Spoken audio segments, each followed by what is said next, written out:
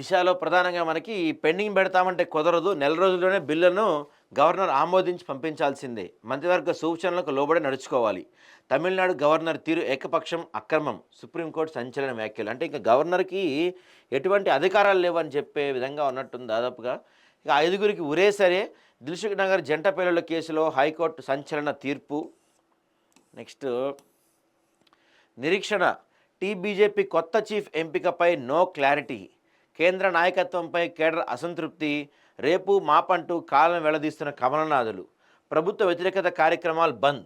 కొత్త అధ్యక్షుడు వచ్చాకే అనే ఆలోచనలో లీడర్లట. ఇవాళ అన్నారు ఏదో ఇవాళ అనౌన్స్ చేస్తామని ఎవరినో మరి అధ్యక్షుడిగా అంటున్నారు, మరి చూడాలి. ఎస్ఐబి మీడియేటర్గా శ్రవణ్ రావు మూడోసారి సిట్ ఎదుట హాజరు. అధికారులకు మరో 2 ఫోన్లు అప్పగిత్త. డేటా ఆధారంగా ఆఫీసర్ల విచారణ. మరోసారి హాజరవ్వాలని నోటీసులట శ్రవణ్ రావుది. ఇక లోకాయుక్త జస్టిస్ రాజశేఖర్ రెడ్డి. హెచ్ఆర్సీ చైర్మన్గా జస్టిస్ షమీం అఖ్తర్. గవర్నర్ ఆమోద ముద్ర. ఈ ఆర్టీఐ కమిషనర్గా మన సిఎస్ శాంతకుమార్ని కూడా పెడతామని చెప్పి వార్తలు వచ్చాయి, అదేం పెట్టట్లేదా? నెక్స్ట్ 400 ఎకరాల వేలం వెనుక భారీ కుంభకోణం. అందులో ఒక బీజేపీ ఎంపీ సైతం. త్వరలోని వివరాలు బయట పెడతా. రేవంత్ 2 జాతీయ పార్టీలు ఉమ్మడి సీఎం. సభకు అనుమతి ఇవ్వకపోతే కోర్టును ఆశ్రయిస్తామని చెప్తున్నారు మన కేటీఆర్ గారు. ఇక నేడు హెచ్సియుకి సుప్రీం నిపుణుల కమిటీ. కంచగచ్చబోలి భూముల విజిట్. స్టూడెంట్స్ అధికారులతో భేటీ. హాజరు కానున్న రెవెన్యూ అటవీ శాఖ అధికారులు. సుప్రీంకోర్టు వాళ్ళ టీం వస్తుంది ఇక్కడ, కాదు ఏంటని తెలుస్తానికి. ఇక రద్దీ నగరంలో హైదరాబాద్ టాప్ అంటండి. ప్రపంచంలో 18వ స్థానం కైవసం చేసుకుందంట. వాడి అమ్మ ప్రపంచంలోనే 18వ స్థానం అంట.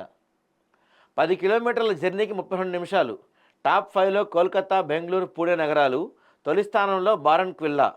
టామ్ ట్రాఫిక్ ఇండెక్స్ నివేదిక వెల్లడి. అది ప్రపంచంలోనే అత్యంత రద్దీ నగరాల్లో మనది 18వ ప్లేస్ అంట. ఇక రేపటి నుంచి స్లాట్ బుకింగ్. 22 సబ్ రిజిస్టర్ ఆఫీసుల్లో అమలు.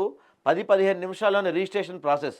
ప్రతిరోజు అందుబాటులో 48 స్లాట్స్. చట్ట సవరణతో డబుల్ రిజిస్ట్రేషన్లకు చెక్ అని చెప్పి మంత్రి పొంగులేటి గారు చెప్తున్నారు.